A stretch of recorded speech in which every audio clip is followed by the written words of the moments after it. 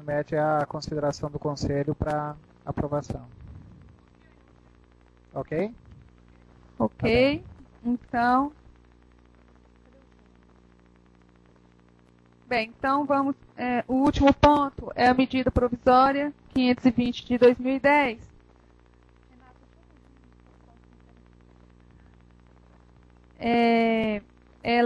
A medida provisória 520 de 31 de dezembro de 2010. Autoriza o Poder Executivo a criar a empresa pública denominada Empresa Brasileira de Serviços Hospitalares S.A. e dá outras providências. O Júnior foi quem solicitou colocar na pauta, eu pedi para chamá-lo, mas nós temos aqui o Rubens, que é do MEC. Ela trata de uma empresa, né, para a questão dos hospitais universitários. Rubens, você já poderia falar? A gente gostaria de saber, assim, né, além do que você entende, qual a posição do MEC, se você tiver esse entendimento, a gente não sabe, a gente está fazendo algumas consultas, se ela possibilita que isso seja usado na saúde também, ou se o entendimento é só para o hospital universitário. Preciso de uns 6 minutos para poder falar sobre isso, tudo bem? Tudo bem. Rubens, só antes, queria dar boa tarde à Ana Estela, né? Agora é nossa conselheira, não foi possível estar aqui presente ontem, seja bem-vinda. Então vamos lá. Conselheira pelo Ministério da Saúde. Dadas as boas-vindas para a professora Ana Estela, vamos falar um pouco da medida provisória então. Não sei se vocês lembram, quando nós estivemos aqui fazendo a apresentação para vocês do REUF, do Sistema de Revitalização dos Hospitais Universitários Federais. Quando nós apresentamos para vocês, nós dissemos que tínhamos avançado em alguns pontos, e tinha um ponto específico em relação ao qual nós não tínhamos avançado mais do que o diagnóstico. Nós avançamos em relação à proposta de financiamento, tendo um financiamento paritário entre o Ministério da Saúde e o Ministério da Educação. Nós avançamos em relação à gestão dos 46 hospitais universitários e contamos sobre o AGHU, aquele sistema informatizado que estamos implementando. Nós avançamos em relação à parte da recuperação física e tecnológica, estamos adquirindo equipamentos, fazendo reformas dos nossos hospitais, mas que nós não tínhamos avançado em relação à reposição de pessoal. E por que não tínhamos avançado? Nós tínhamos feito os diagnósticos, senhor presidente, estou falando da medida provisória. Então nós tínhamos, Júnior, eu dizia que quando nós fizemos a apresentação do REUF aqui, nós apresentávamos vários pontos em relação aos quais nós havíamos avançado, gestão, financiamento e etc. E um ponto específico que nós não tínhamos avançado muito em relação ao REUF, estou falando dos 46 hospitais universitários federais. Qual era esse ponto em relação ao pessoal?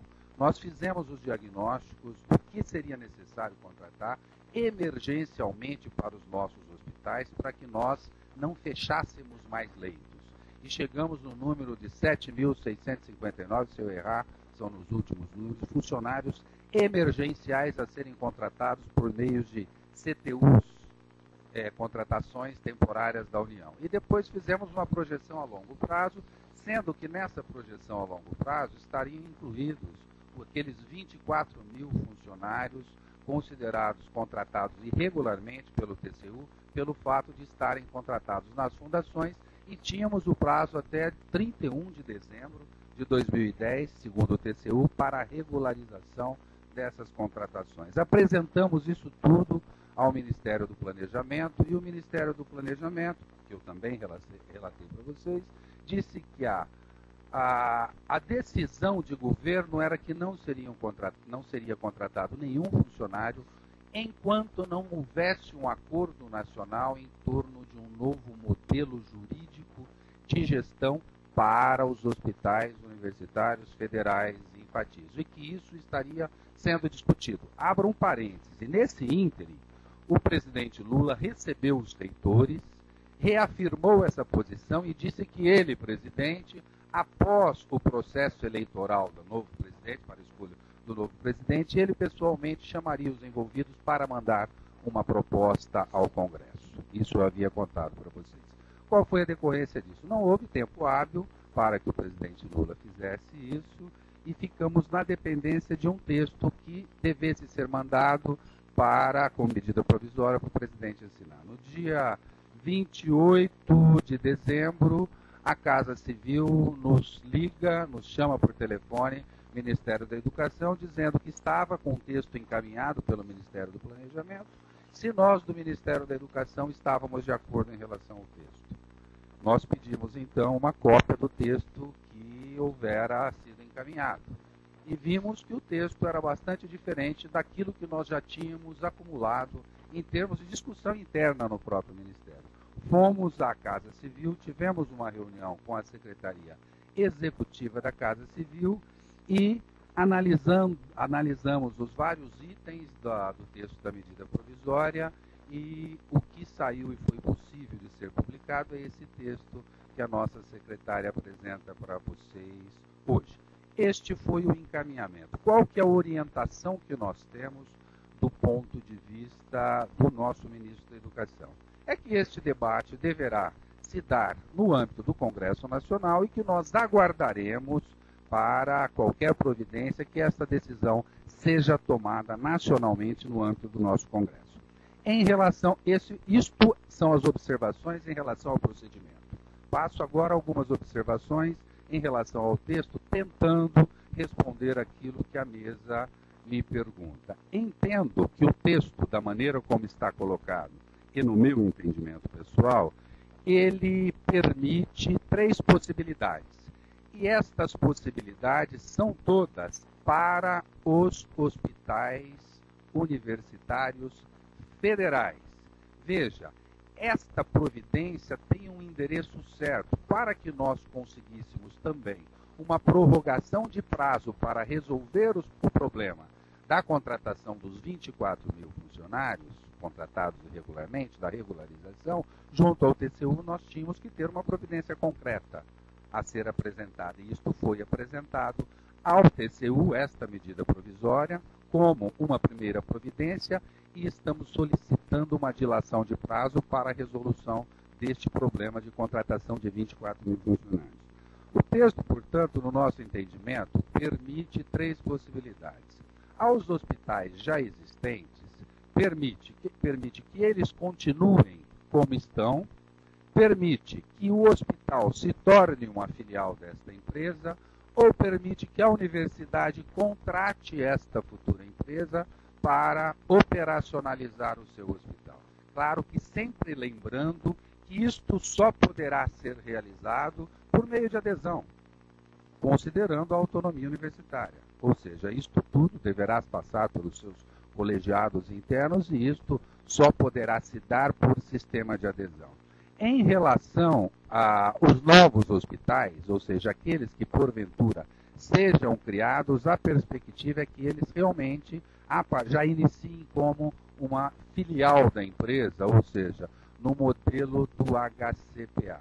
Então, são essas as possibilidades que nós vemos que esta medida provisória coloca, deixando claro que, da maneira como ela está muito superficial, como geralmente é a característica de uma medida provisória. Mas entendemos que o que vai definir o que será esta empresa deverá ser o seu estatuto. Ou seja, eu penso que esta empresa deverá ser do tamanho que nós dermos a ela e que, portanto, esse estatuto deva ser um empreendimento coletivo, deixando claro que, na nossa opinião, ela deverá ser vinculada necessariamente ao Ministério da Educação, que o seu capital tem que ser um capital público e que ela deverá gerenciar ou oferecer serviços gratuitos à população e a disponibilização dos leitos dos hospitais dessa empresa ou gerenciados por ela deverão ser destinados 100% ao SUS. Acho que eu fiz o raciocínio. E só para finalizar, gostaria de enfatizar a orientação que temos do ministro. Esse debate deverá se dar no âmbito do Congresso e nós não tomaremos nenhuma iniciativa até que isto seja deliberado em âmbito nacional. Obrigado, conselheiro Rubens.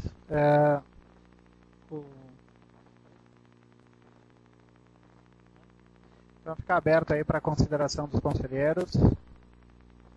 Alguém tem alguma dúvida? Não? Então, Júnior, Messias. Em relação a... Eu creio que é um grande equívoco, foi um grande equívoco do governo. Finalzinho do governo, criar uma empresa pública, né, formato para terceirizar o pessoal dos hospitais.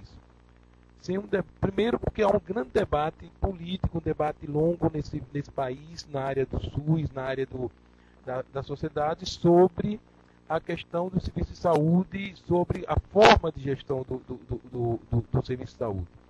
Então, acho que essa decisão, essa criação da empresa, de uma estatal, não uma fundação, uma empresa pública, no finalzinho do governo, ser um debate, passando por cima desse debate, é um desserviço a esse debate que nós temos que fazer de forma bem aprofundada para encontrar a melhor forma de gerir o serviço de saúde e de educação nesse país.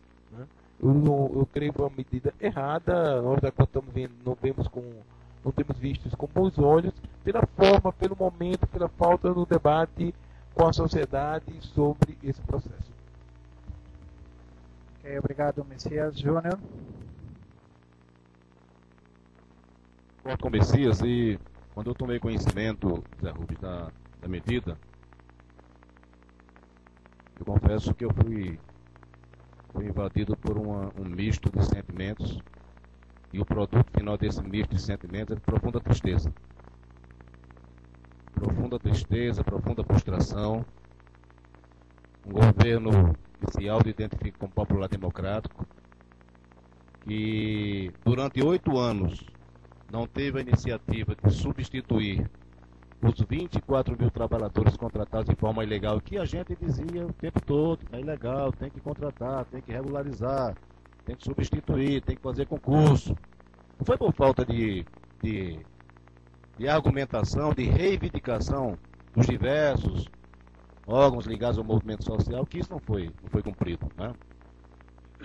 E realmente faltou uma decisão política do Ministério do Planejamento do governo federal, e que teve como movimento final o movimento correto do TCU, absolutamente correto, tem que regularizar a situação.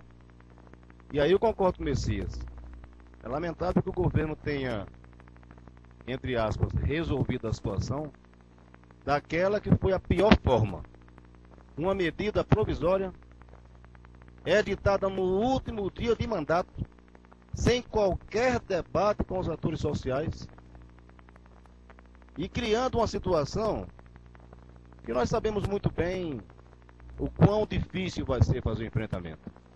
Nós temos absoluta divergência. Isso aqui nada mais é, eu dei entrevista no Globo um dia desse, isso aqui tem um DNA da Fundação de Direito Privado. Mudaram o nome. Ao invés de Fundação Estatal de Direito Privado, criaram outro nome, empresa brasileira, piorada, como sociedade anônima. Como sociedade anônima, submetida, inclusive, a todas as exigências tributárias que as empresas privadas são submetidas. Com um custo financeiro que nós sabemos muito bem que não vai ser tão fácil de ser administrado. Então, é uma situação super delicada, super delicada. Eu fico imaginando o que pode estar vindo para a saúde, porque isso é uma decisão do governo, bem claramente é decisão do governo, né? Então, que nós possamos realmente tirar encaminhamentos aqui que possam começar a dar resposta a essa proposta naquilo que compete ao Conselho Nacional de Saúde. Alcides, eu só gostaria de lembrar aos conselheiros que nós estamos num ponto de pauta aqui curto, porque nós temos ainda a CIR que vai se manifestar logo em seguida. Já são em torno de 3h30. E eu pediria então, tem mais 2 inscritos e aí a gente fecharia por aí para dar o encaminhamento. E só antes colocar realmente a necessidade da gente tentar fechar, porque os trabalhadores têm uma conversa marcada com os usuários, que precisa acontecer, e vários usuários vão viajar daqui a pouco. Então tem um Alcides inscrito e... Alcides e a